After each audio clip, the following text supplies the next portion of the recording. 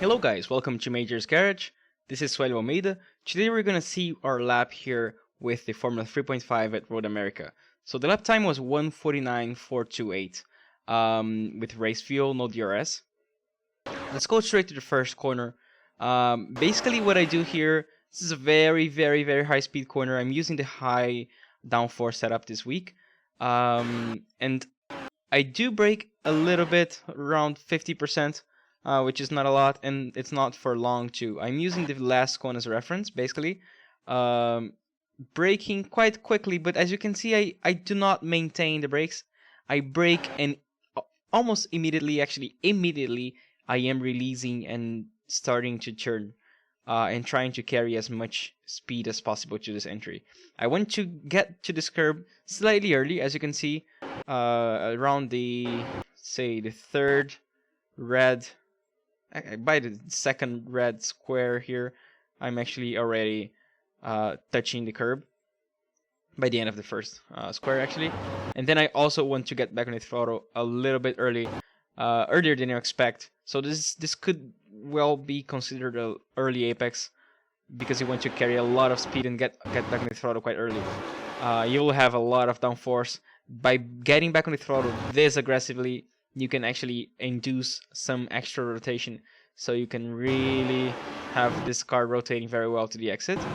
You can use a little bit more of the exit, but it can be a little bit tricky to come back, and you can also get an off track here, so be careful with that. This is just as fast. Then we go to the second corner, which is a little bit slower, but it's kind of the same idea.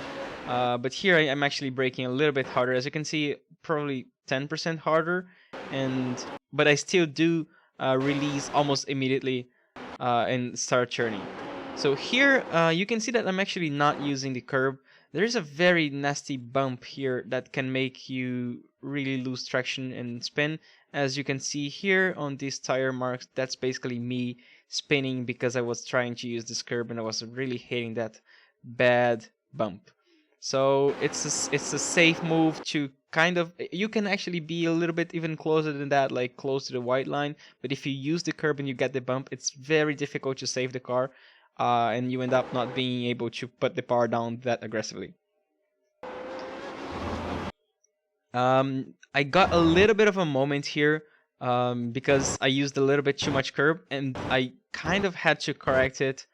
And the car even bottomed out a little bit here, but this was completely fine. I probably lost 200 or 300 of speed because of this moment here. Then we go to one of the lowest speed corners here on this track. I'm basically using the beginning of the curb as a reference. As you can see, I'm braking almost 100%, not necessarily on 100, although you can brake on 100% here. And I'm really using the beginning of the curb as a reference for my maximum pressure. So as you can see, I'm braking pretty hard, and I'm starting to brake a little bit before that, but I'm really only looking at the beginning of the curb. If you can have the maximum pressure around the beginning of the curb, you're gonna get away with it. You just need to be sure that you're really braking hard. Of course, I'm decreasing the pressure of the brake as the speed goes down, because this car will lose downforce, and with less downforce you have less braking performance. So if you just maintain the brakes the way you started braking, like 95%, eventually you will lock up badly. So be careful with that. As soon as the car slows down, you have to release the brakes very slowly, and then as soon as you start churning, you start releasing a little bit quicker. Also did miss a little bit the apex here. This curb is quite flat. You can use it. Just be careful not to use this grass here because it's lower than the curb and it can really upset the car, especially this powerful car. Definitely I want to get back on the throttle at the apex here. So as you can see at this point, I'm already quickly going to 50% throttle, which is the traction limit that makes the car rotate very well. And then after that, I'm progressively increasing the brakes, the throttle all the way to 100%. Then we have this downhill before the left-hander It's very tricky here because there's no mechanical grip. The car is really light because the track is falling before you turn in. So as you can see, I'm braking almost nothing here because I know how easy it is to lock up the tires. So I'm braking very, very lightly, and I'm using the downshift to rotate the car very well on this corner. So here you can see the engine. That's me downshifting to make the car rotate. Otherwise, the car understeers a lot, so be careful with that. You can definitely use this entire exit here. Then for this one, quite flat out, just be sure that you're bringing your car quite early to the entry here. So right before you start turning, you are parallel to this white line here, and you're basically touching it completely. I mean, not necessarily touching it, but being as close as possible to the white line so you can open up and then do this very good flat out corner. I also would avoid this first curb here, the inside curb, because it can make the car a little bit upset and oversteery. So I just prefer to use this outside one. Then for this left-hander here, I'm using the 2 as a brake marker, and I'm actually using this white line that actually represents the 2 as a braking reference. So here I'm braking pretty hard, basically 100%. I really need to stop the car for this corner. As you can see, as my speed decreases, I have to release the brakes even on a straight line, even before turning. Then I am already looking at the apex and trying to use the downshift and releasing the brakes very gently as I turn in. Then being very careful with this exit here. The car tends to oversteer a lot, and even this change in tarmac here, it's kind of a bump. As you can see, my car is hitting it a little bit, so you have to be careful with that because it can make the car spin if you are already oversteering and aggressively on the throttle. Then bringing my car all the way to the left here because I want to prepare the apex, the very, very late apex for this carousel here. So as you can see, I'm turning. I don't actually touch. You could probably around this area be super close to the white line. I did miss it a little bit, but I did not lose that much time.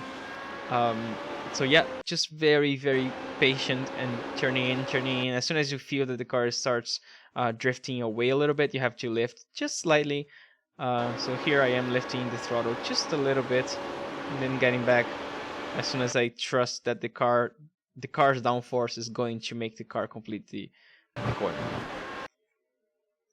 Then flat out on this one, no big deal. And then we go to the next hard braking zone for this right-hander. So my braking reference here is the 2. I am using the 2 as a reference. My maximum pressure is basically when the car is besides, although I start braking a little bit before that. So always remember that. And then as my speed decreases, as always, releasing the brakes slowly. And then as I start churning, I release the brakes a little bit quicker. Remember that there is this change here in tarmac, and it can really, really upset the car.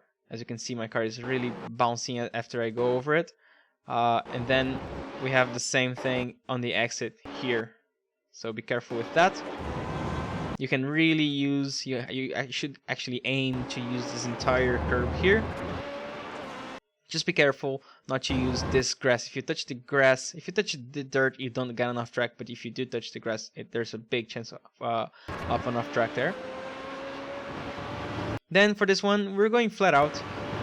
Just be careful not to turn in too early and eventually bounce or hit this curb too aggressively. That will throw your car away.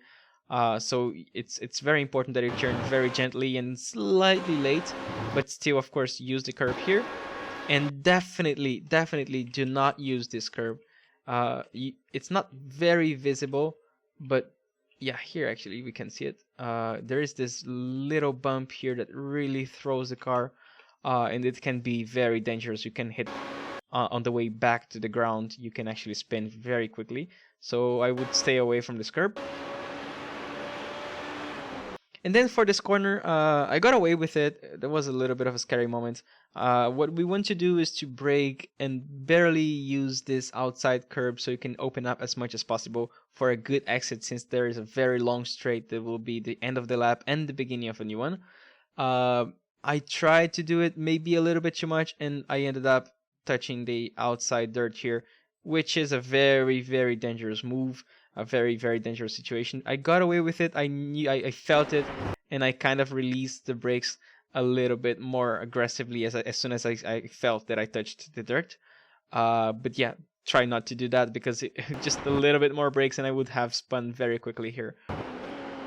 Trying to carry a lot of speed, quite late apex, and getting back on the throttle as early as possible so you can really carry this entire speed through the straight. And here we are, 149.428. I hope you guys enjoyed this video, and see you next week. Bye bye.